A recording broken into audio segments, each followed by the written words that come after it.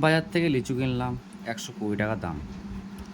পাতা প্রতি কমই ছিল আর কি, পাতার ওয়েট সেরকম হয়নি, হয়তো 100 গ্রাম মতো পাতার ওয়েট হয়, বাদ বাকি ডাঁটা আর বাদ বাকি লিচু।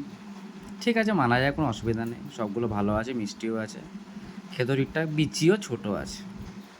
বেশি বড় হয়ে গেলে তো শ্বাস পাস কম থাকে, কিন্তু ঠিকঠাকই আছে।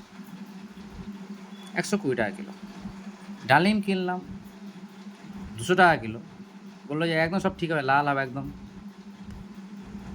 রক্ত বাড়বে আপনার, এরকম কথাবার্তা বলো, রক্তের জন্য খাও ডালিম, যত খুশি ডালিম।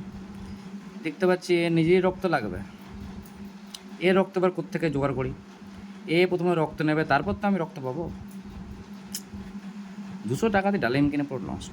যদিও 200 টাকা দিয়ে কিনে নিই, দুটো কিনেছি, 40 টাকা পড়লো, এটাই যা, 40 টাকা পুরো বরবাদ।